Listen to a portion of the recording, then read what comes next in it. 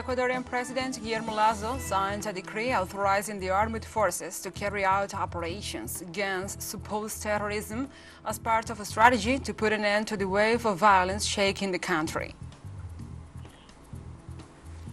Russia blames Ukraine, Washington and NATO for the assassination attempt against the Russian President Vladimir Putin. And the Israeli occupation forces killed 3 Palestinians in a new military incursion in Nablus, in the occupied Palestine.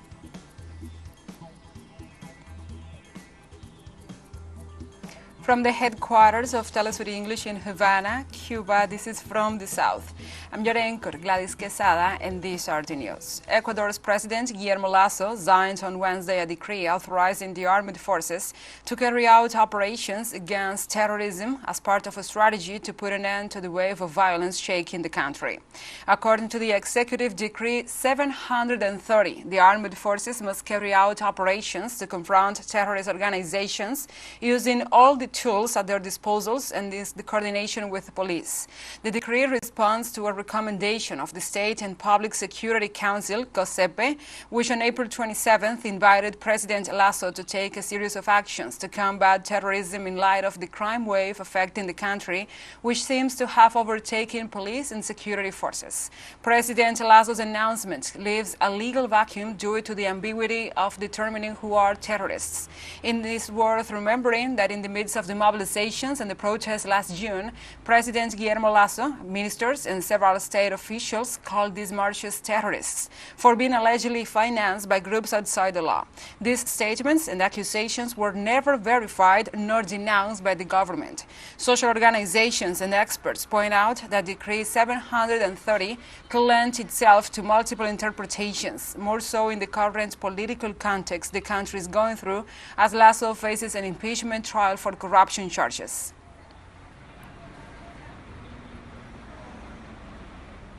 In Peru, President Dina Boluarte has rejected the report issued by the Inter-American Commission on Human Rights regarding the December 2022 protests. President Dina Boluarte specifically objected the report referring to clash casualties as extrajudicial executions and the use of the word massacre.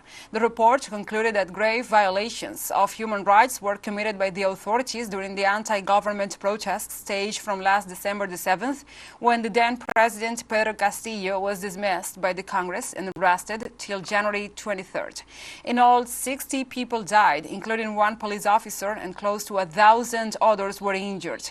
The report suggests that a full investigation should be conducted and that the victims should be fully compensated, something Boluarte says is already underway.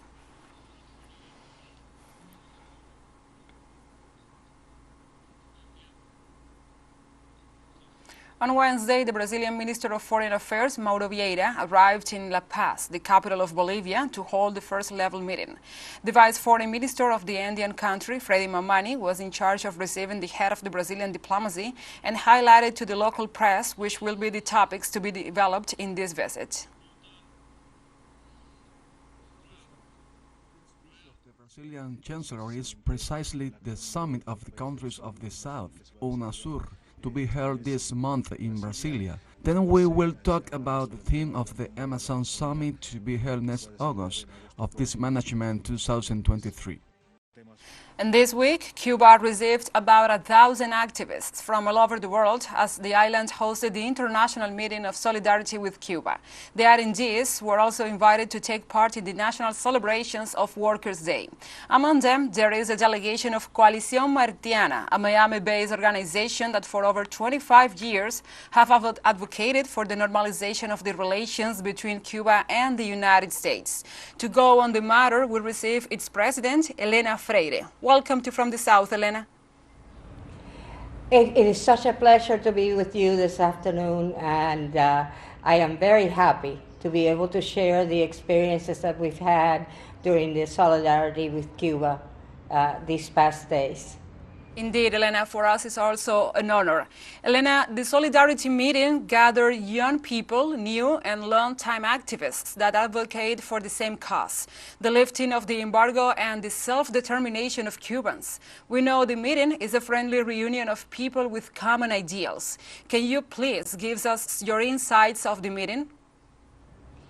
I was very pleased to see that there were so many people that had shown up in solidarity with Cuba. The place where we were meeting held over 1,000 people, and there were hardly any seats left. Cuba is not alone. Cuba is not alone. The United States is alone. Every other nation in the world, with the exception of Israel, has voted against the sanctions at the United Nations for so many years. This is outrageous that we're still at this stage after 62 years. Cuba wants good relations with the United States, and we are a part of advocating for that. But for that, there has to be mutual respect. The United States has to respect the sovereignty of Cuba and talk to Cuba with respect.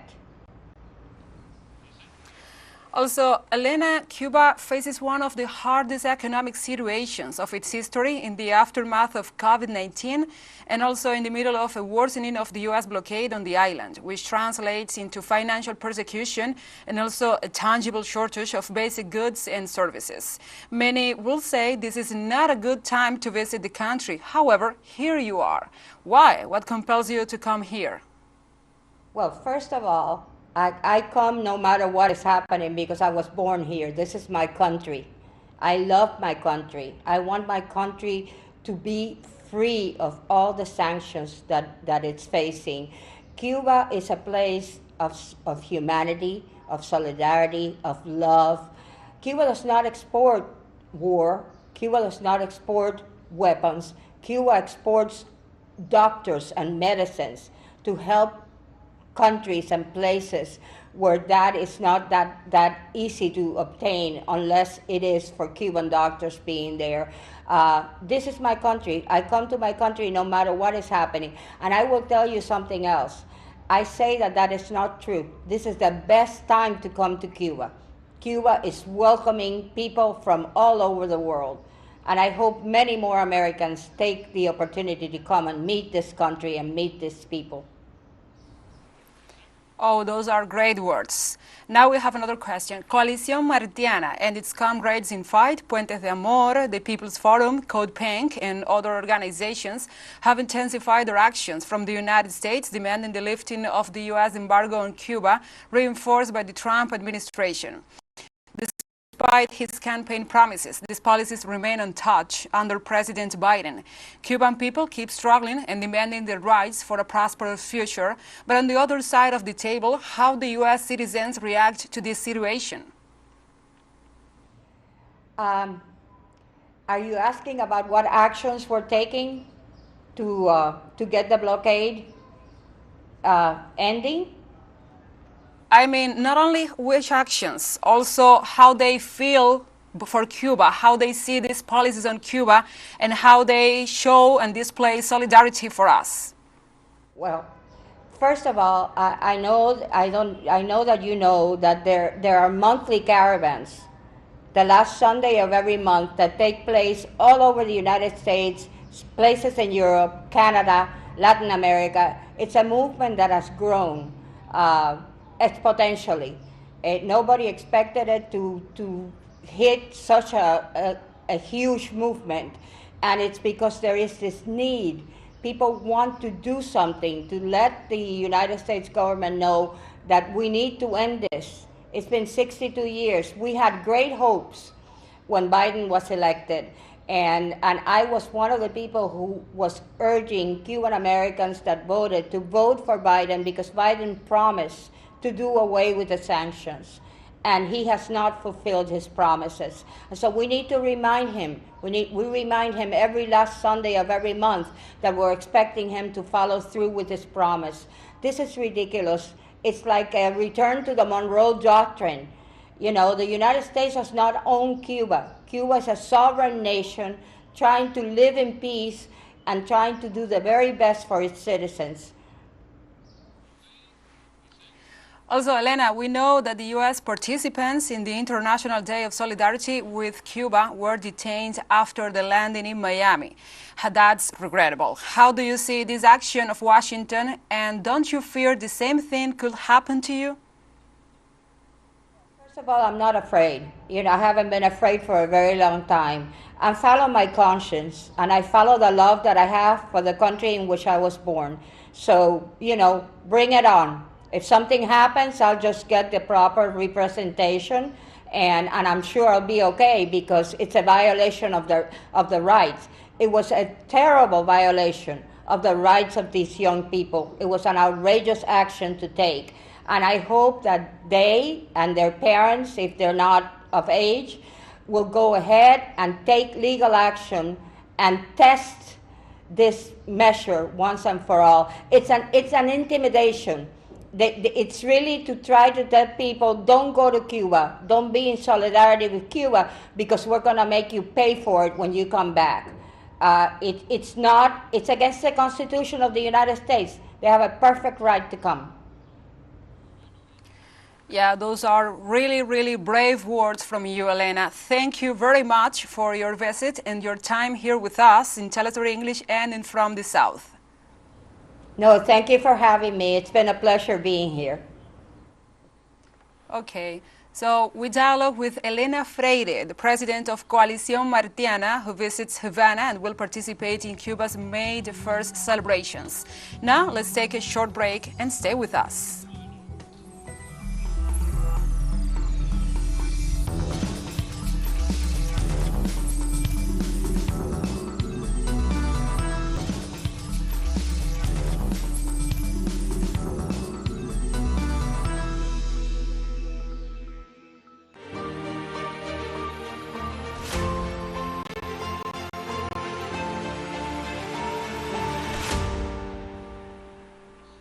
Welcome back to From the South.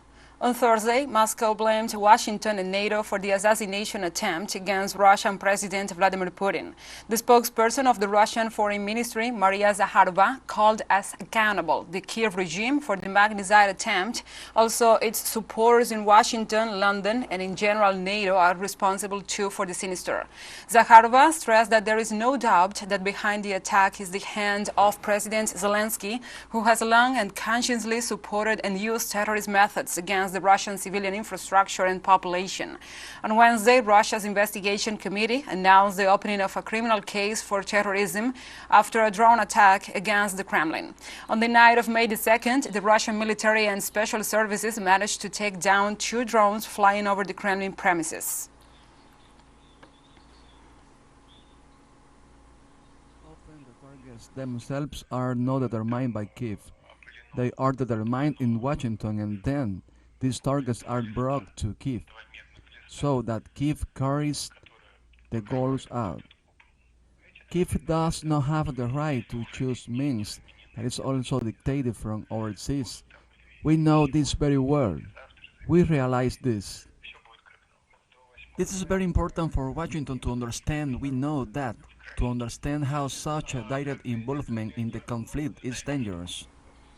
In the same context, China's Foreign Ministry spokesperson Mao Ning said all parties should refrain from any action that could further escalate the situation after Russia blames Ukraine for a foiled drone attack aimed at Putin.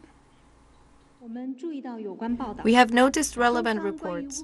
China's position on the Ukraine crisis is consistent and clear. All parties should refrain from any action that could further escalate the situation. On Thursday in Russia, the governor of the province of Rostov-on-Don, Vasily Golubev, confirmed that a drone crashed on the facilities of an oil derivatives plant. According to Golubev, the unmanned aerial vehicle exploded after hitting the structures under construction on a flyover at the fuel facility located in the Krasny Zulin district in the west of the province. Golubev said that there were no deaths or injuries as the material damage was mild, and the firefighters at the facility immediately put out the fire resulting from the drone explosion. It is the third such incident at Russian fuel depots in the last 2 days, according to the official report. On Thursday, authorities announced that Russian cosmonauts have completed 2 of the 3 spacewalks planned to integrate the Nauka model to the International Space Station. According to the Russian space agency Roscosmos, cosmonauts Sergei Prokopyev and Dmitry Petelin spent 7 hours and 10 minutes to conclude their second spacewalk. On their mission, they succeeded in transferring a camera lock from the Russian Razved model to the Nauka, which is designed to handle payloads to the Nauka multipurpose laboratory, a model of the International Space Station. The report also confirms they performed additional work on a radiator, advancing work on the upcoming walk by using a robotic arm that was operated from inside the station.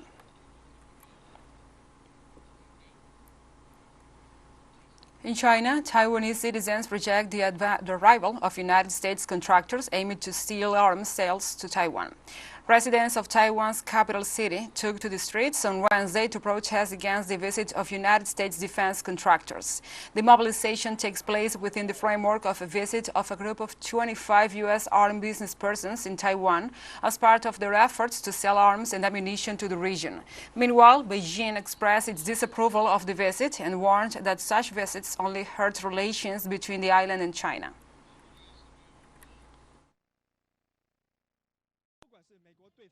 Neither United States arms sales to Taiwan nor any military cooperation between the United States and Taiwan will bring security or prosperity to the region.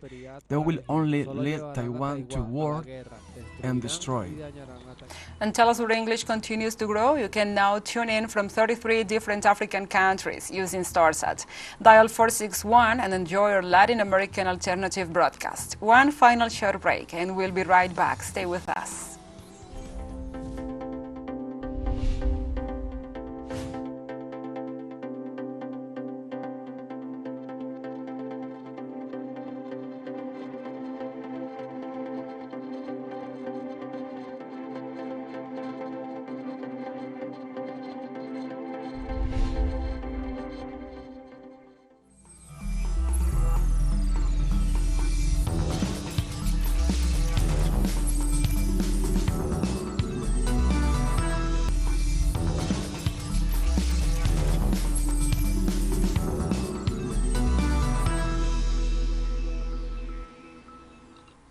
Welcome back to From the South.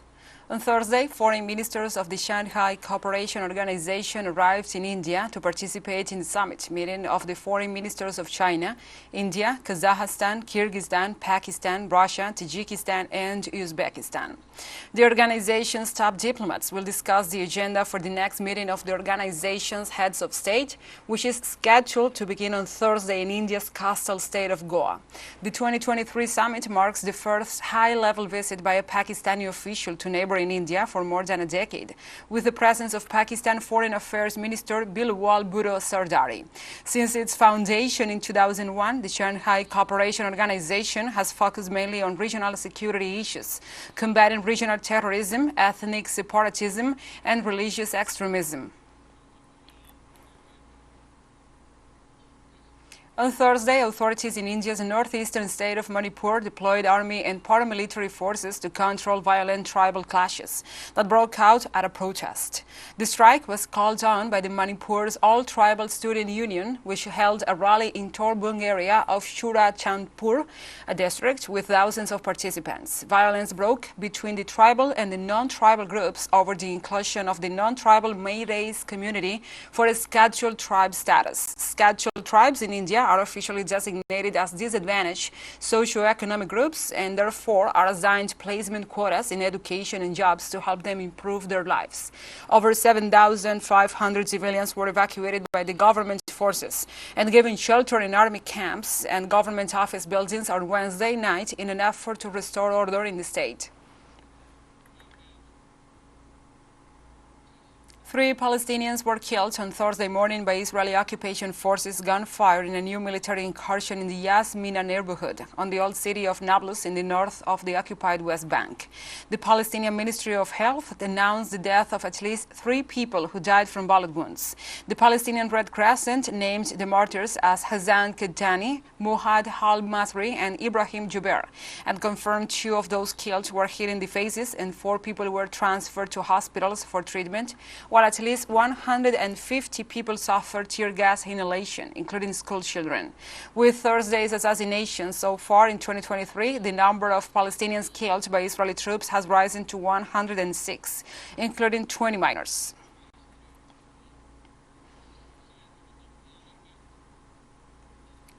On Wednesday, 8 people died in the southwestern Ugandan district of Kisoro after their homes were buried in a mudslide triggered by torrential rains. Uganda, like the rest of East Africa, has been experiencing heavy rains over the last few days. According to the Uganda Red Cross, most of those killed were women and children, and out of the 8 killed, 6 were of the same family. Kisoro district senior official Abel Bizimana said climate change and poor farming and soil management practices are to blame for the landslide. Uganda Red Cross says efforts are underway to provide relief to the survivors.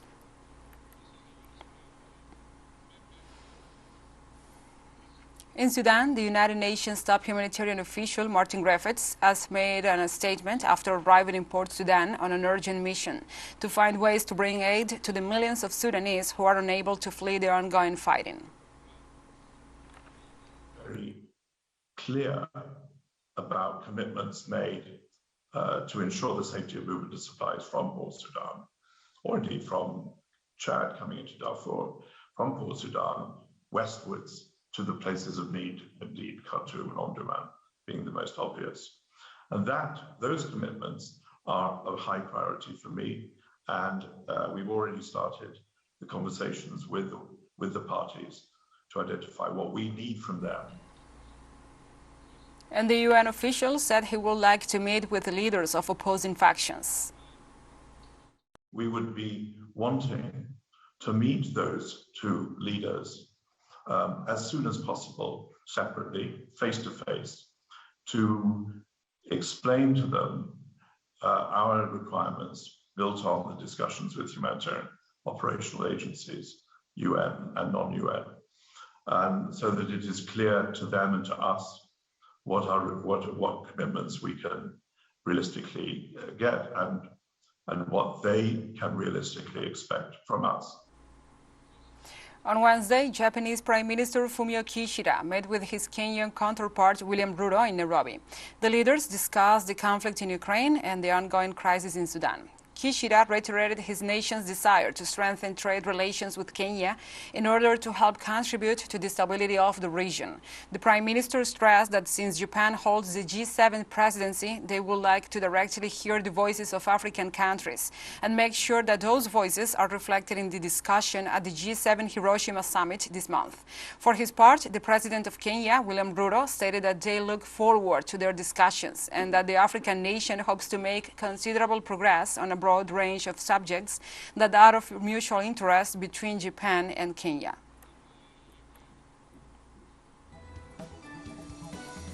And we have come to the end of this news brief. But remember, you can find these and many other stories on our website at telesurenglish.net. And also, if you feel so inclined, please join us on social media for all the latest news. We are on Facebook, Twitter, Instagram, Telegram, and TikTok.